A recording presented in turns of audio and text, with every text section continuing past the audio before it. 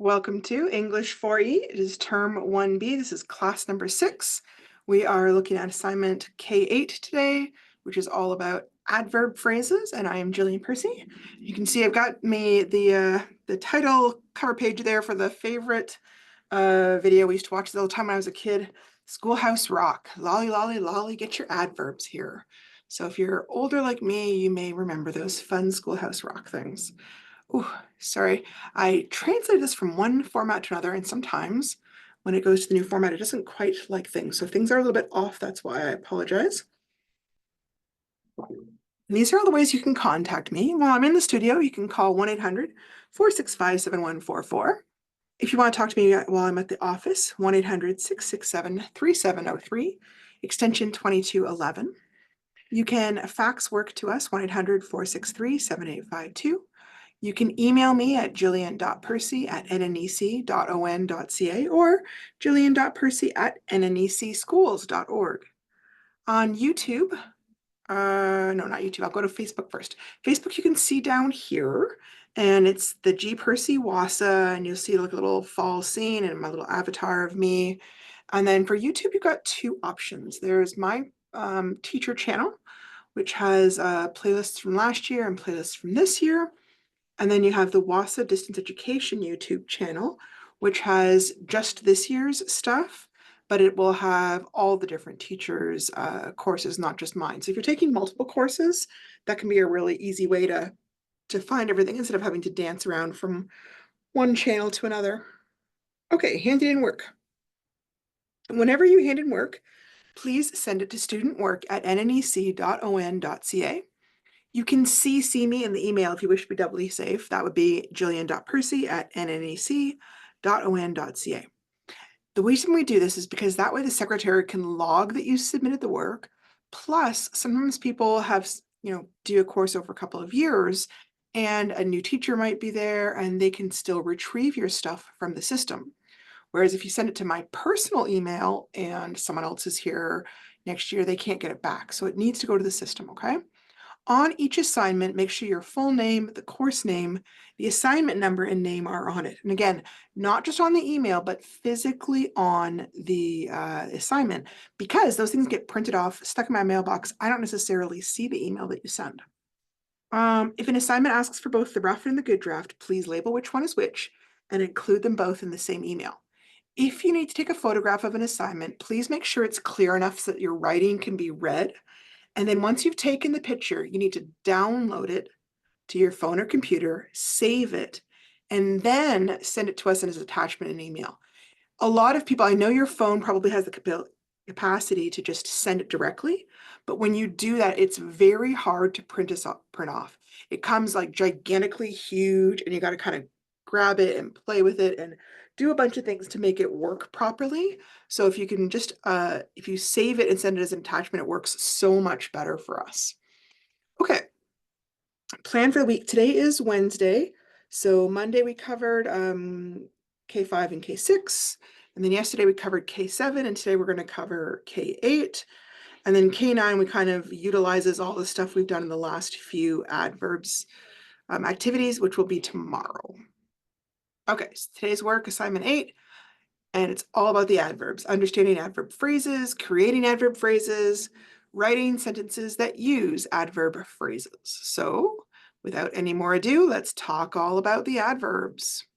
So first, a basic definition.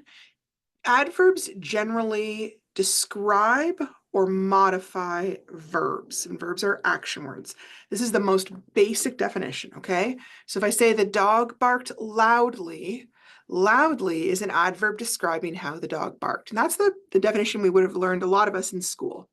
However, there is a more sophisticated definition, which is that adverbs can also describe adjectives, other adverbs, and even a whole sentence. So we're going to look at all that kind of stuff today.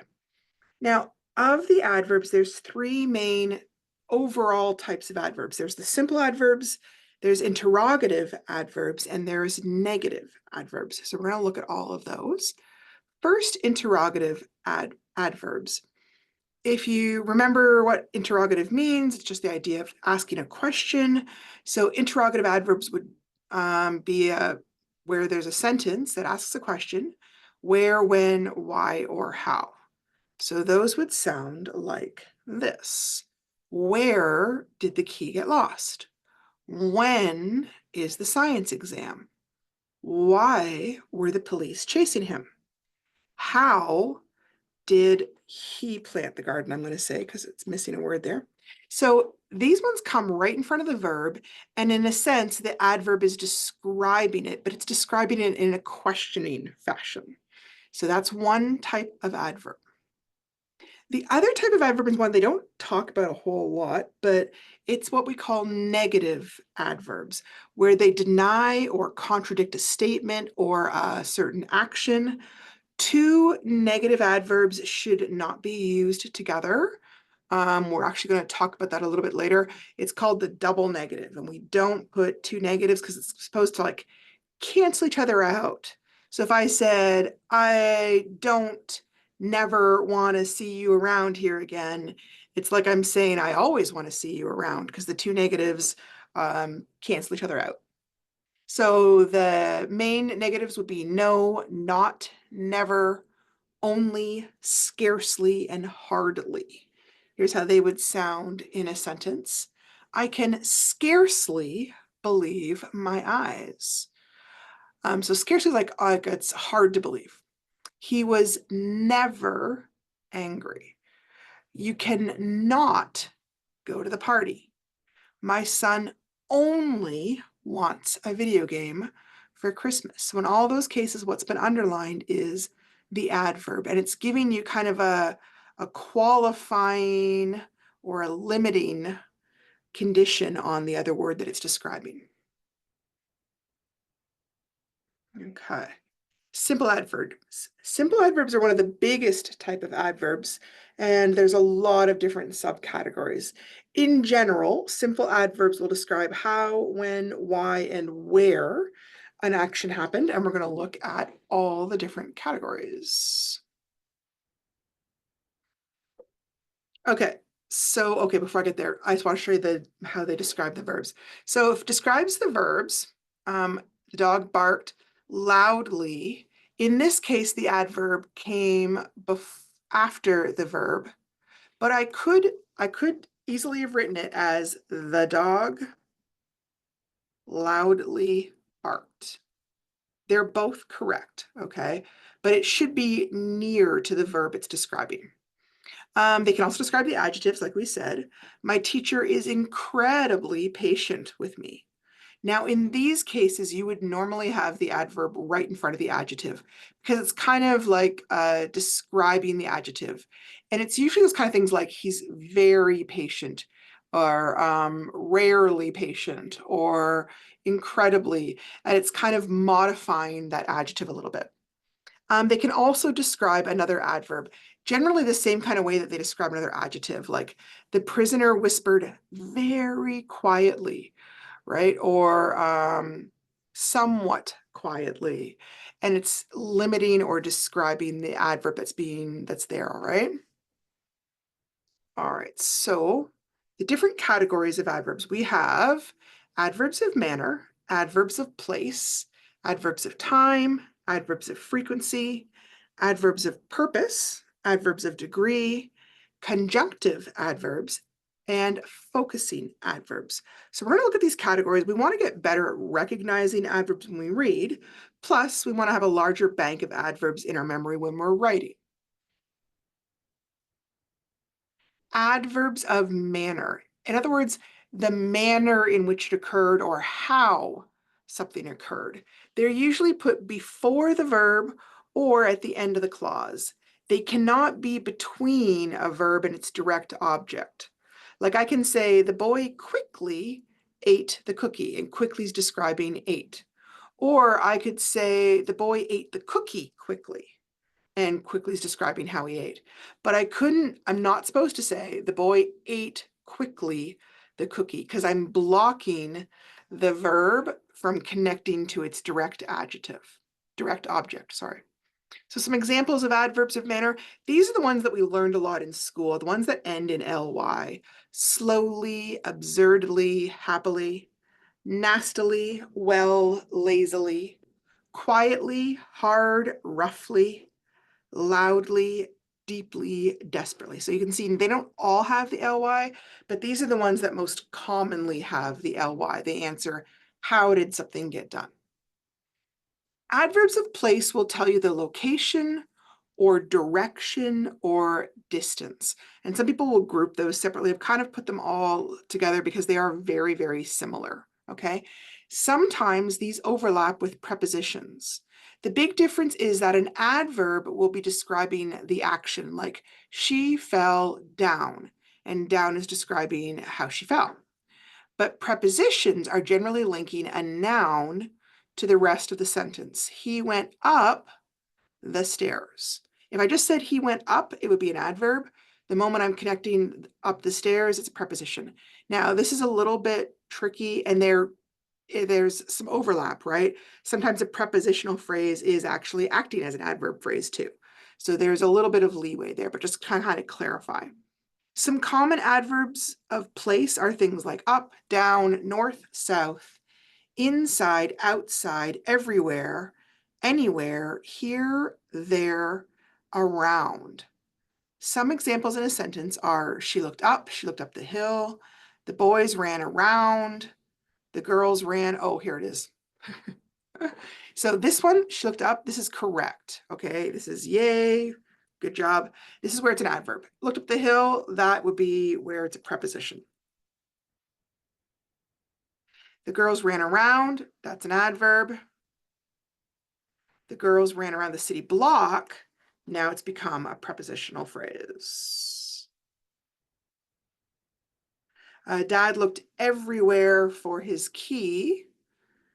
That one, yeah, that works because everywhere is describing how he looked. The golf ball went far, that's an adverb. And the golf ball went far off the course, there it's a preposition. Now, for some reason, I think something got dumped here. That happens again sometimes as I'm moving from one computer to another. That's talking about place, but you could also talk about, well, direction would be north, south, right, left. Distance could be things like near or far. So it's anytime it's talking to you about where to go, basically. Okay, adverbs of time. There's basically three kinds of adverbs of time. Sometimes they're split into adverbs of time versus adverbs of frequency, but I'm kind of grouping them all together because they're pretty similar. The first type would be when, just simply when did an action happen? Things like tomorrow, yesterday, soon, immediately, often, never. For example, I write my exam tomorrow. Number two is frequency, or like how often something happens. Hourly, daily, monthly, yearly, annually. For example, they might say, we get paid bi-monthly. Or he has a shot daily. Oh, something popped up twice here. Hang on a sec. Then we could look at duration. Duration means like how long does something last? Briefly, permanently, temporarily, already, shortly, any longer. So for example, the pain shot helps briefly. Now, sometimes you might use several different adverbs of time in one sentence. So I might say, she left work temporarily yesterday afternoon. So temporarily is describing you how long she was gone for, just for a short time. And when did that happen? Yesterday afternoon. I could even add frequency, like maybe she's got a regular appointment of some sort. Well, then I'd have to change it. But anyways, let's try that. Daily, she left work temporarily. I'll do at 3 o'clock. At 3 o'clock. Woohoo! I've got 3 different adverbs of time in there. We use adverbs a lot, actually. Okay, adverbs of purpose are also called adverbs of reason. These are tricky because they're very similar to, or can even be the same as doing like a a compound or a complex sentence. So again, there's that thing where sometimes there's a little bit of overlap, okay? Some common adverbs of purpose are things like therefore, so that, hence, consequently, in order to, since, thus, and lest. So they're explaining why something happened. The football player was very hungry. Therefore, he ordered several entrees at once. He locked the shed so that his children could not play with the power tools. She wished to remain a mystery, hence the elaborate mask at the dance. The business has spent all their money for this month. Consequently, no more orders can be filled until next month. The hard-working waitress saved all her tips in order to afford a vacation. The celebrity always traveled with a bodyguard since the assassination attempt.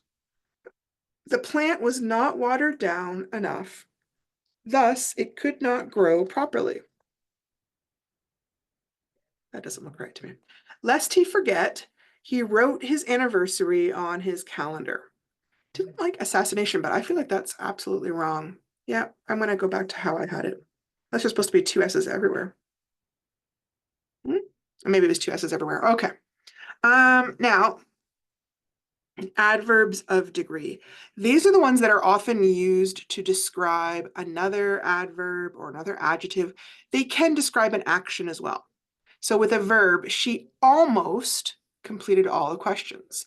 And it's modifying the verb a little bit. She didn't get all of it done. She almost got it done. Her mom scarcely believed they had eaten all the stew. So scarcely is describing the verb believed. With an adjective, the runner was extremely thirsty. And is extremely is describing thirsty, which is also describing the runner. My friend had been deeply unhappy. Deeply is describing unhappy, and unhappy is describing the friend. And in all of these, you can see these ones usually come right in front of the word they're describing. The student driver parked very carefully. Very is describing carefully. Somewhat haphazardly, the boy began to pack his things, and somewhat is describing haphazardly. So some other examples are things like almost, absolutely, barely, completely, deeply, enough, entirely, extremely, fairly, hardly, how, incredibly, just, least, lots, most, nearly, perfectly, purely, really, scarcely, simply, so, somewhat, strongly, thoroughly, too, totally, and utterly. Okay, conjunctive adverbs. Conjunctive adverbs are a special kind of adverb that act very similarly to how a coordinating conjunction works by joining two independent clauses together. They don't really perform the typical function of describing the verb, adjective, and other adverbs. Because of that, they're not the type that we would be using for this type of assignment. So I'm mentioning them just so you know they exist, but I'm not going to really talk about them more. If you want to learn more about them, if you go to the ThoughtCo website, it will have a bunch of definitions and examples of conjunctive adverbs, and you can learn all about it there. There are also what are called focusing adverbs, and those are times where they are being used to draw attention to a particular part of a sentence. They may point to verb phrases, but they can also draw attention to noun phrases, prepositional phrases, adjective phrases, or adverb phrases. Focusing adverbs are another special type of adverb. And oh, I just said that for some reason that duplicated. My apologies. An example might be, Mom at least won't forget my birthday. Again, these aren't the type that we're going to be using today, but again, I wanted you to be aware that they exist. Placement. In general, adverbs should be placed as close as possible to the words they are intended to modify. For some of them, it just makes more sense to be put right in front of the word they're modifying, but other times it makes more sense to put them at the very beginning of the sentence or the very end of the sentence. It kind of depends on what you're looking at. Sometimes if you put the adverb in the wrong spot, it can produce a very awkward sentence at best. Like it'll just sound weird, or it can even change the meaning. So here's two sentences that are exactly the same, except for where they put the adverb. I almost dropped all the papers. I dropped almost all the papers. Okay, so in the first one, almost is coming right in front of dropped, so it's describing the dropping. I almost dropped all the papers, but you know what? I didn't, I caught them. Great. I dropped almost all of the papers. In that one, you have dropped them, you maybe caught a few. The meaning changes. This is one of those funny things about English. Remember how we talked about English depends on word order? So where a word is put in a sentence significantly affects the meaning of the sentence. And that is not true for all languages, right? Some languages, there would be a meaning and it would be attached to that word and it wouldn't matter where you put the word in the sentence, right? Which is just not how English works, unfortunately. Okay, so sometimes you put adverbs or adverb phrases right at the very beginning of the sentence. And when you do that, it's called a frontal adverbial. Again, not important that you know that, but just kind of giving you the vocabulary to talk about it. And you put a little comma to show, hey, this isn't the main part of the sentence. It's going to come right after this. So here we have tomorrow. Tomorrow is an adverb of time.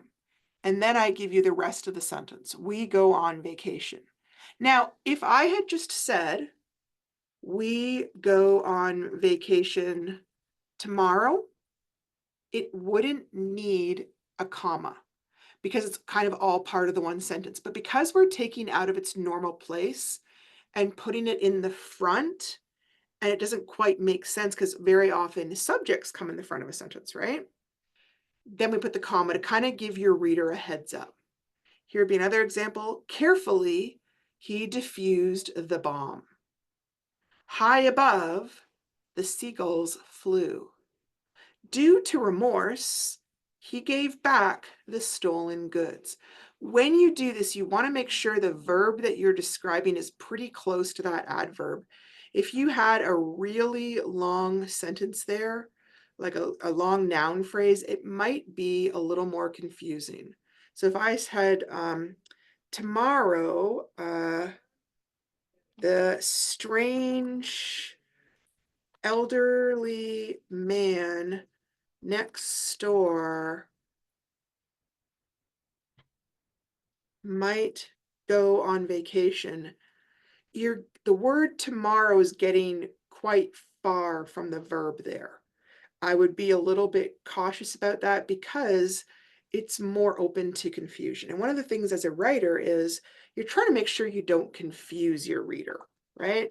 Even if your reader is only your poor old teacher, right? Because if you confuse me, then I don't know what's going on and I can't give you good marks. So take pity on me and make it really, really clear, okay? Where am I? Look at my little thumbnails here. Here we go. Okay. These are some examples where we're talking about what type of adverb we used. Yesterday, I drew a car. So that's telling me about the time. In the art studio, I drew a car. I could talk about the manner. Carefully, I drew a car. Reason, because I love cars, I drew a car. Frequency, every art class, I drew a car. I want to point out you could also add more than one. Like there's no rule about only using one adverb in a sentence. It's perfectly acceptable to have more than one. So I'm going to have here more than one. And let's see if I can put it. We don't want to sound ridiculous, right? You do have to be cautious of that. If you have too many, it starts to sound like you're almost like making fun of the topic. But I could easily say, yesterday in the art studio,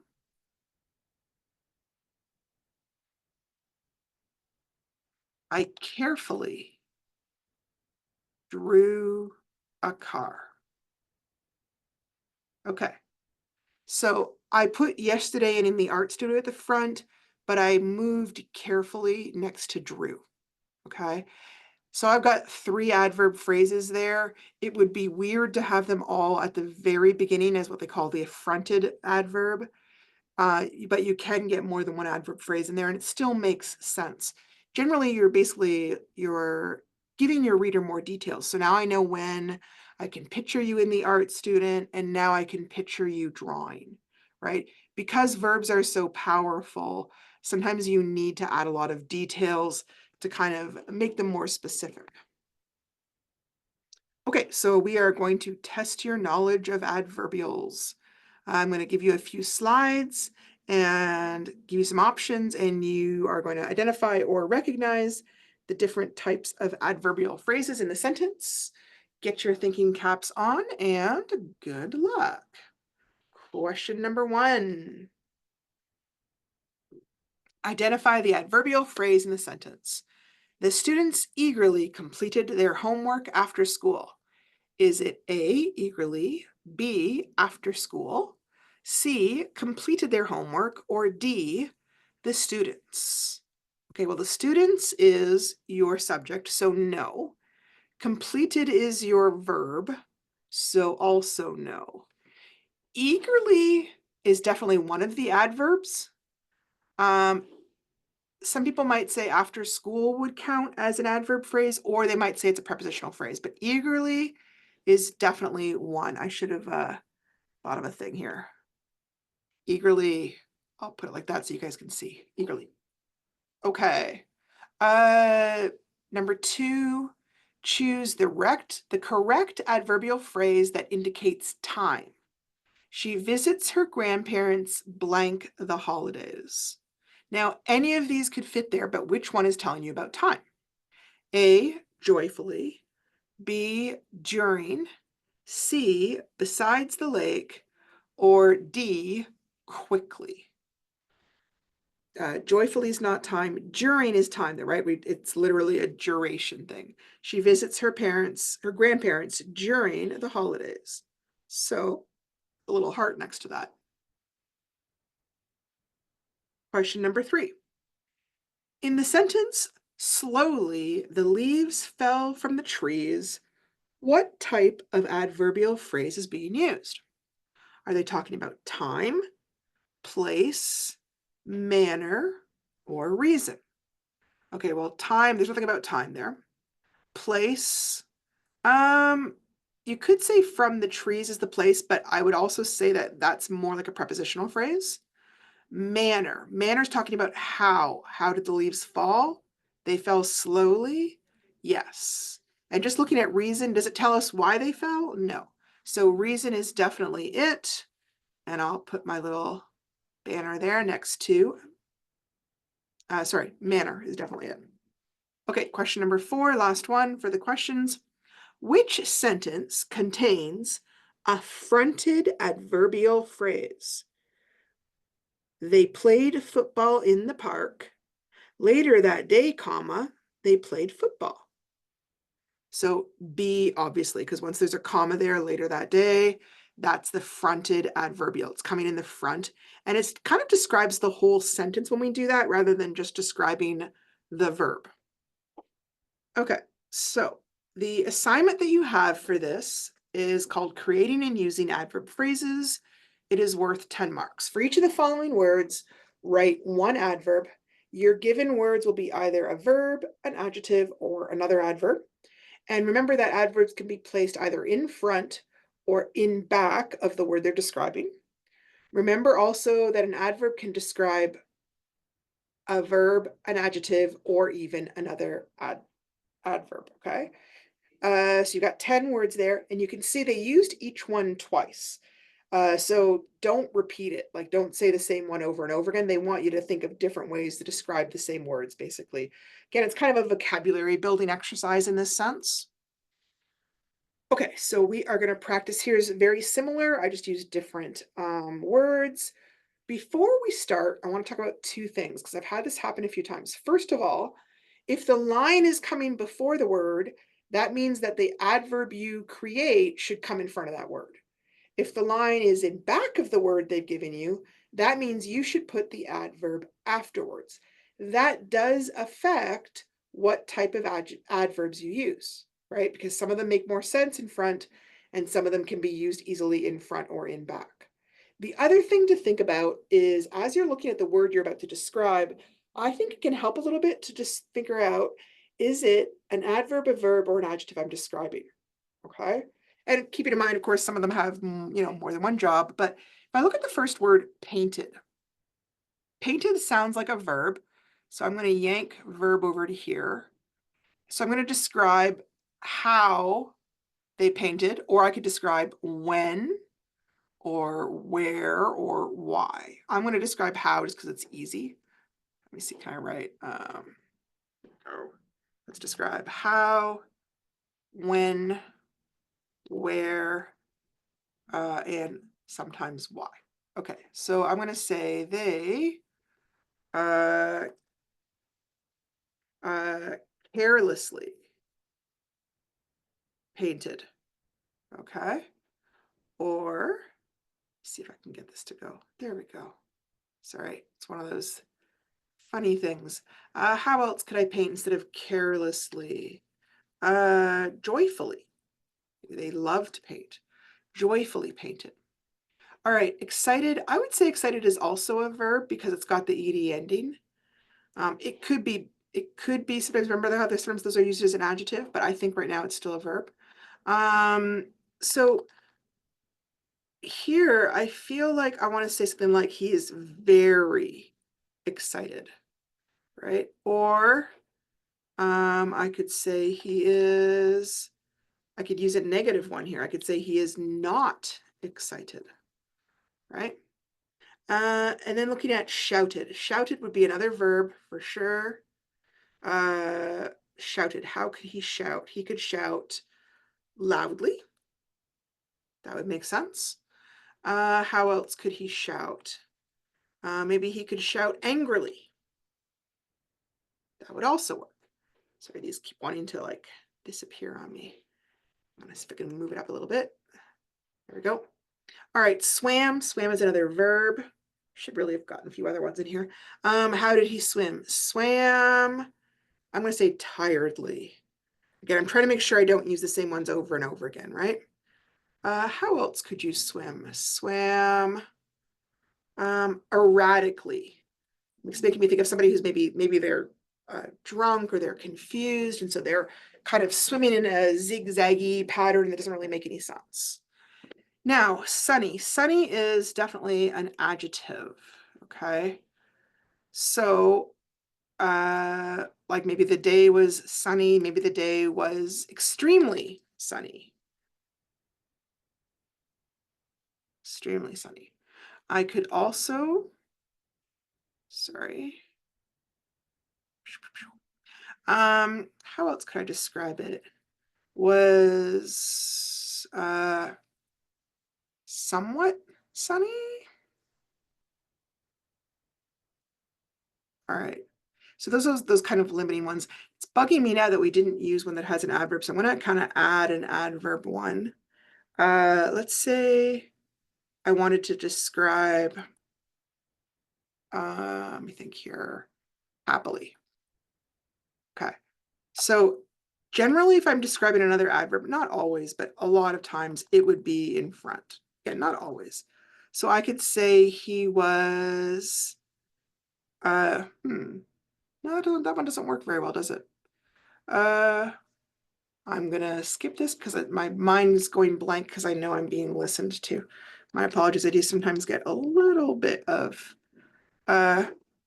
shyness when I'm doing this on the radio. Oh, see, there's another example of when it went from the one program to the other, it decided to dump it. The other thing is sometimes people get mixed up and they just start adding words to the word without really thinking about whether it's an adverb or not. So it'll say like blank sang, and the student will write something like sang a song. Well, I can see why you thought of it, right? But a song isn't an adverb, and it's also not in front like it's supposed to be. I could say something like loudly sang, quietly sang, unhappily sang, but I can't just add whatever words I feel like. Okay, that's kind of important for this. Okay.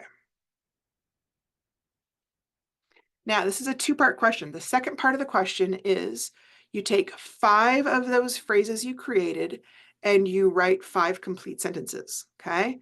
They don't need to be connected to each other. It doesn't need to be in a paragraph, just 5 complete sentences. Half mark for each sentence where the adverb is used correctly. So in other words, it can't just have the adverb. You have to have used it in a grammatically correct fashion. So I'm going to grab those. Hang on a second. And we are going to take them over there and use them to kind of practice writing some sentences. See if this will work. Picture. Picture. Okay. Didn't quite work as a picture. My apologies. Hang on. Did that yesterday and it kind of just went right over top and we're okay. I'm going to make it very small so I've got some room. Sorry, I'm describing it for radio so you're not just hearing blank space. If you were watching me on YouTube, you can see it, but I also go out in the radio, and so I know people can't always see what I'm doing. So sentence number 2. Okay. Now I already used painted once, so I'm not going to use painted again. I'm going to go with not excited. The teenager was not excited to do chores. Okay. Sentence number 3. Again, I already used excited, so I'm not going to use that one again. I've got shouted angrily and shouted loudly. I'm going to use shouted angrily. Let me think here. Who could be shouting angrily? The cop shouted angrily at the man to stop. Okay. Sentence number 4.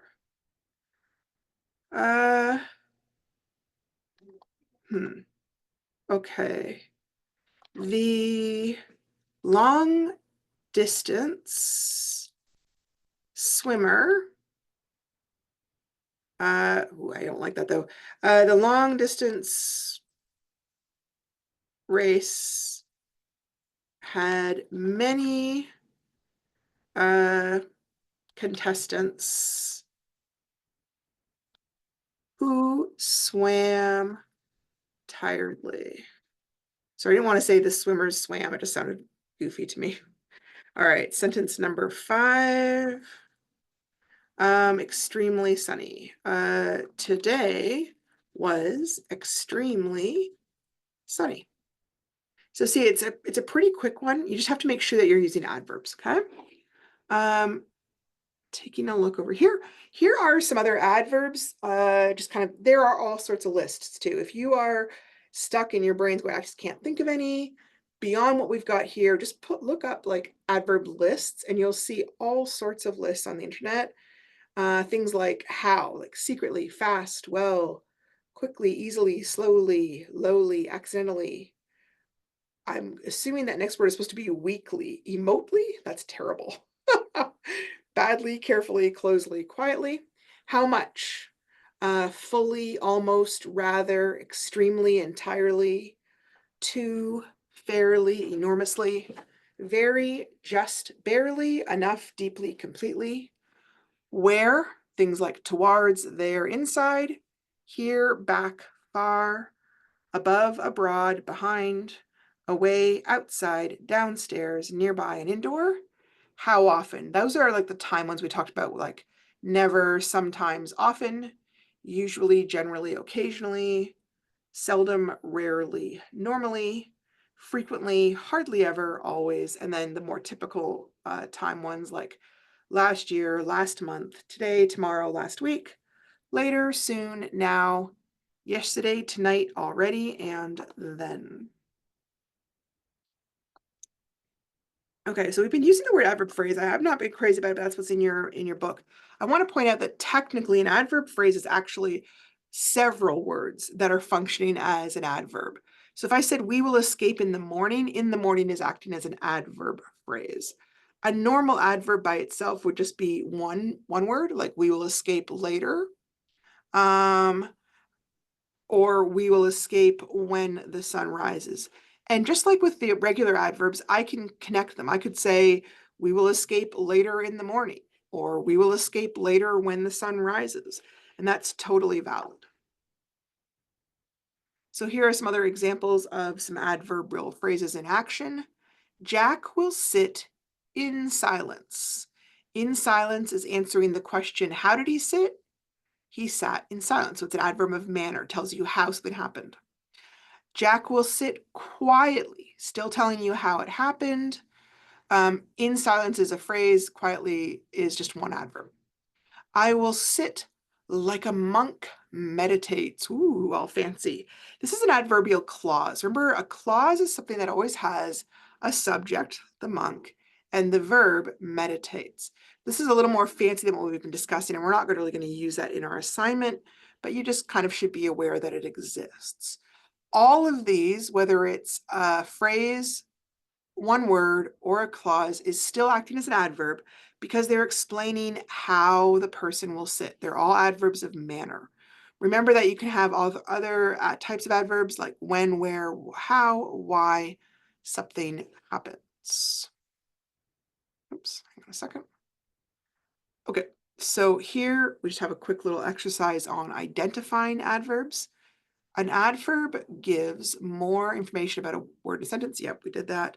Circle adverbs or adverb phrases and then underline the verb that the adverb or adverb phrase modifies. So I'm going to grab myself a pen here. Will that work? I think it'll work. Alexandra practiced soccer frequently. So frequently is my adverb. And I'm just going to point. It's describing practiced. Jeffrey always wanted to be an astronaut. Always is my adverb here, and it's describing the verb wanted. Okay. Aaron's father sang the song loudly. All right, loudly is your adverb. Now, why couldn't I just say Aaron's father sang loudly the song? Because if I do that, I'm splitting up the verb from its direct object. The verb and the direct object should always stick together. So loudly could come in front. I could say Aaron's father loudly sang the song, or I can put it at the end. Aaron's father sang the song loudly. I could even put it at the very front if I wanted to. Loudly, Aaron's father sang the song. All right, number 4, the small girl eagerly licked her ice cream cone.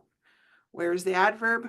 Well, the ones that end in ly are kind of the easy ones, right? The problem is sometimes people think that that's the only type of adverbs there are, and then they don't see them when they happen to not have the ly. My parents will arrive tomorrow. Okay, so tomorrow is the adverb, and it's describing this verb phrase, will arrive. We skied on the tallest mountain. This is a tricky one. Some people might call this a prepositional phrase, but it is also working as an adverb phrase. On the tallest mountain is answering, where did you ski? Alice fell into the rabbit hole. All right, so by now you should see the pattern, same kind of thing. Into the rabbit hole is telling you where Alice fell. We expect rain all week. All week is describing when we expect things to happen. Okay. The angry bear in the forest growled menacingly. So, menacingly and growled. Now, as I'm doing this, I'm noticing something, and I want to point this out because this is important.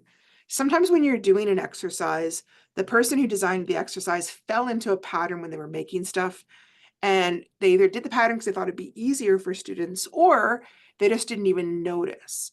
But sometimes what happens is, rather than learning the concept, the student looks at it and goes, hey, I see a pattern.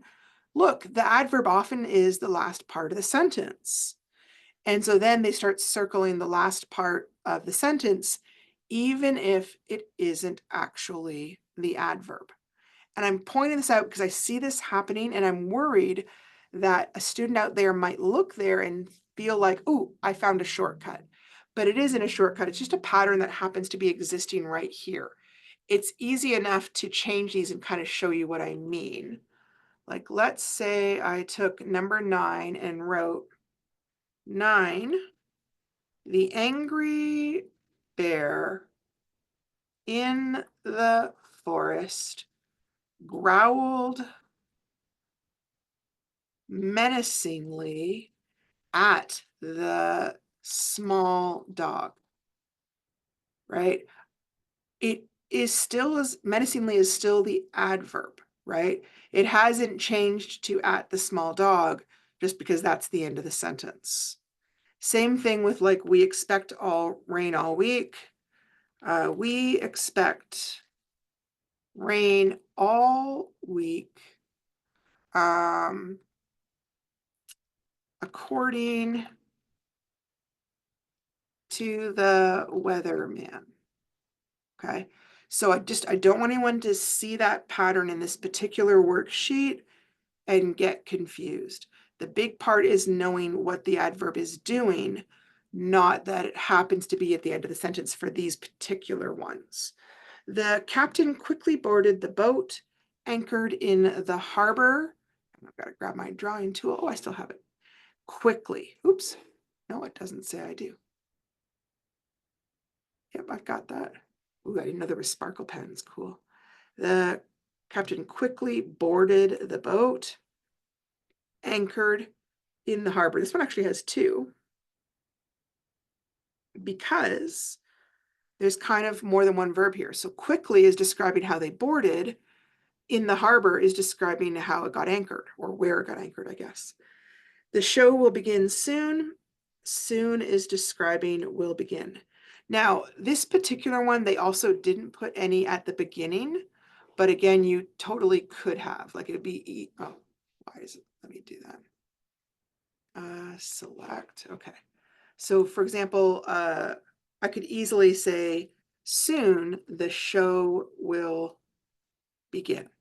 But again, because I've moved the adverb from its normal spot in the sentence to the beginning, I put a little comma there to give your reader a heads up, okay?